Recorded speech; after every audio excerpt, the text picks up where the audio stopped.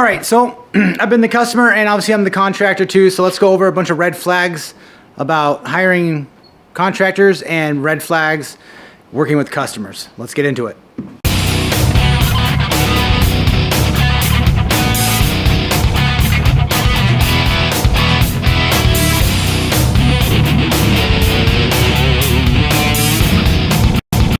All right, guys, so I got a list here of red flags for contractors and customers.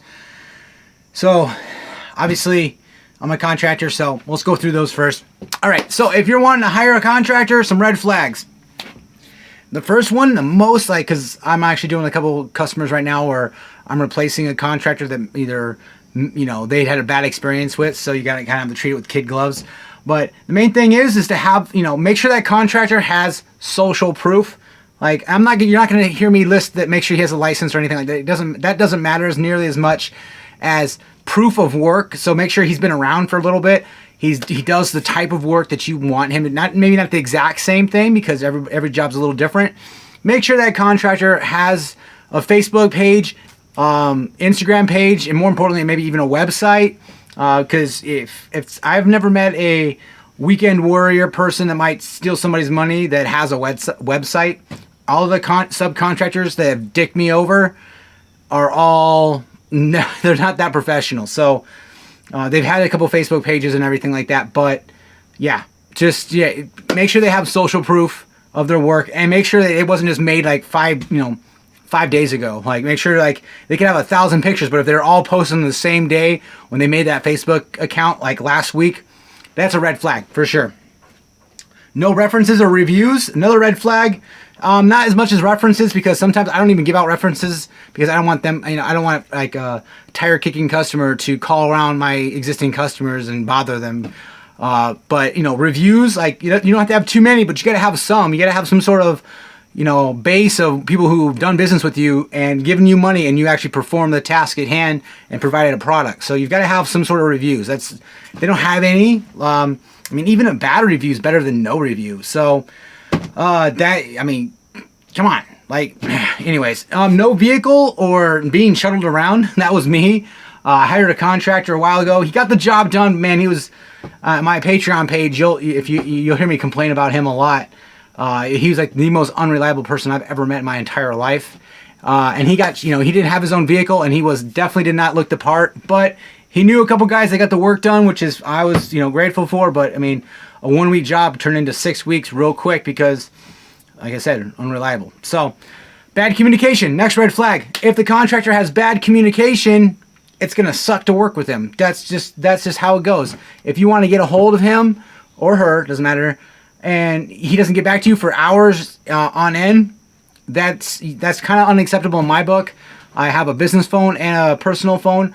Some customers get my personal number just because of the scope of the project, and if something happens, I want to know because not only am I the contractor on site, but I'm also sometimes the general contractor, and I need to manage other people, and it becomes necessity for me to actually contact them immediately, stuff like that. So good communication goes a long way. Honestly, sometimes it's more important than actually doing the work. If you're a contractor watching this, sometimes if you just show up when you say you're going to do it, you let them know what's going on, you keep good communication, and you get the job done, they might not even look at the work. They might just be like, hey, at least you keep them informed.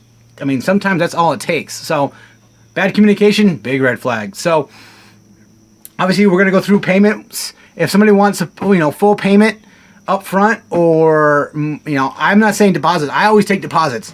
You are in a red flag. We're going to go into the customer side here in a little bit, but this is the contractor. If the contractor wants like full payment up front, don't do it.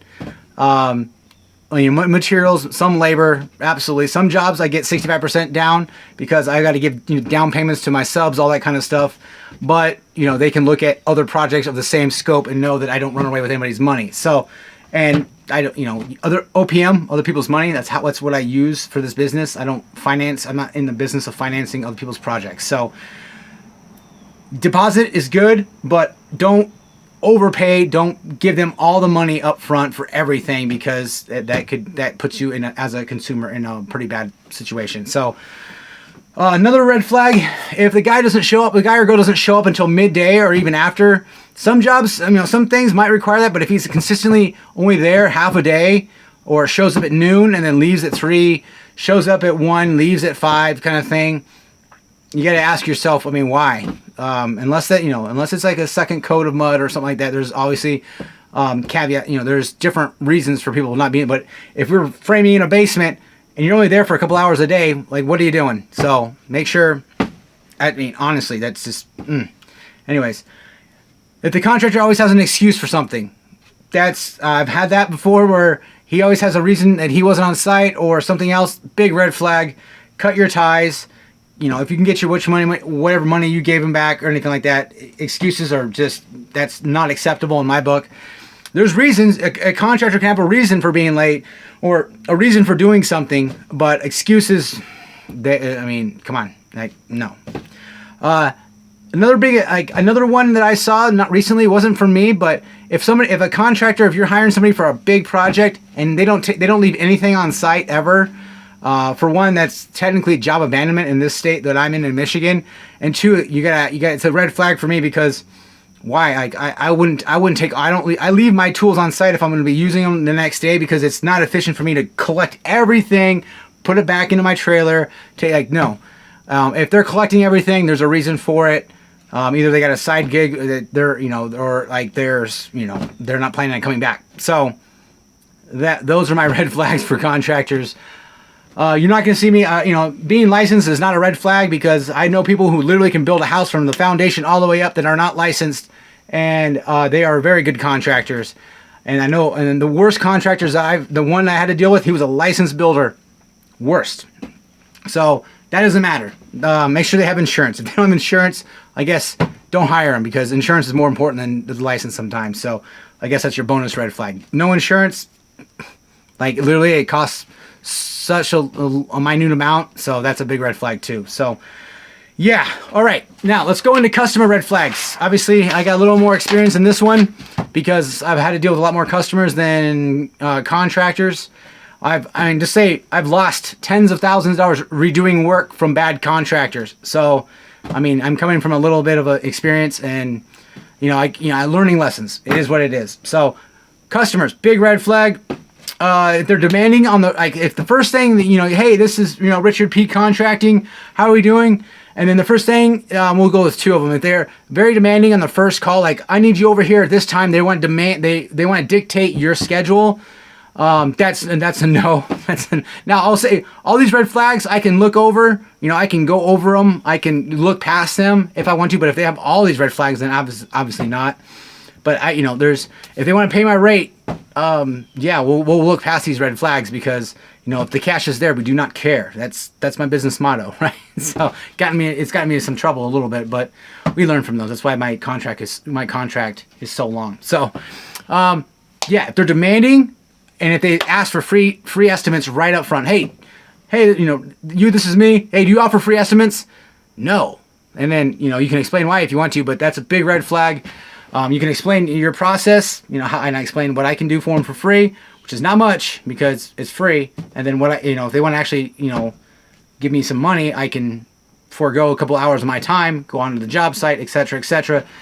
I know in the community it's a big thing about charging for estimates, but my time is not renewable resource. That's it. That's where it ends. Like, I've got no problem, in my own house writing up an estimate based off whatever, remote, information I get and then sending off an estimate. But if you want me to drive someplace pretty far away, sit with you for 45 minutes to an hour, listen to your life story about your project, and then go back and then write the estimate, that time's got to be compensated for. So, if the customer, another red flag, if the customer tells you they're picky, because some of them, they like sharing, they're like, I'm really picky.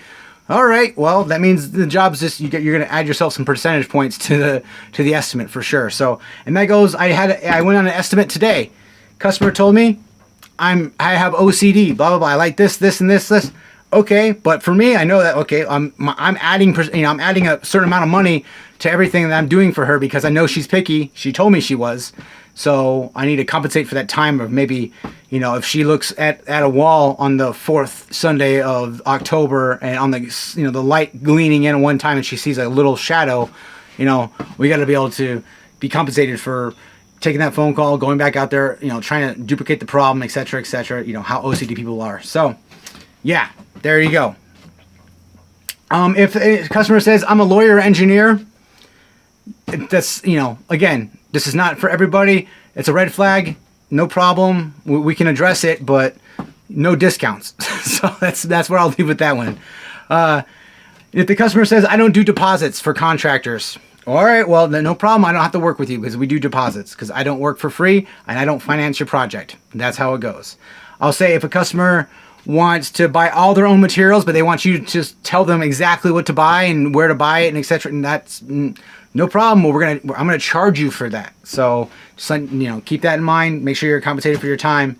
Not technically a red flag, because I don't mind customers buying their own materials, but it better be right. And in my contract, there's a clause. If it's not right, there's a delay. There's a fee, because if we're delayed, we got to be compensated. So,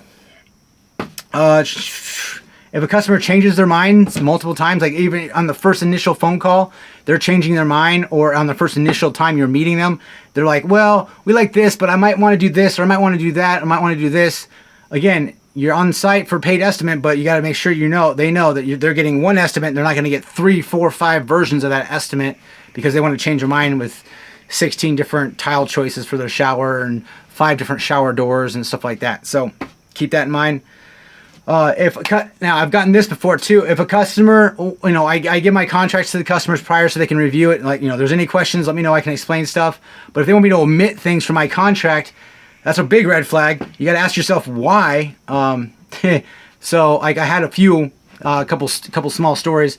Like in my contract, there is a clause where we are not responsible for any pets on the premise at any time. Absolutely dead to rights that we'll leave the doors open everywhere. And your pets, if they're inside the house, they run outside and anything happens, we're not responsible, because we are there to work and do a job efficiently. And opening a door 800 times a day is not efficient. So, it was crazy requests like that. I mean, you got to ask yourself why. And I had a customer want me to add like, I think it was like a 15-year warranty for something. And I contacted the manufacturer of the materials, and they only offered like a 5-year warranty, or it was a limited lifetime, but they were not going to do a full, 15 no matter what warranty. And then so I had to decline that as well. So keep that in mind.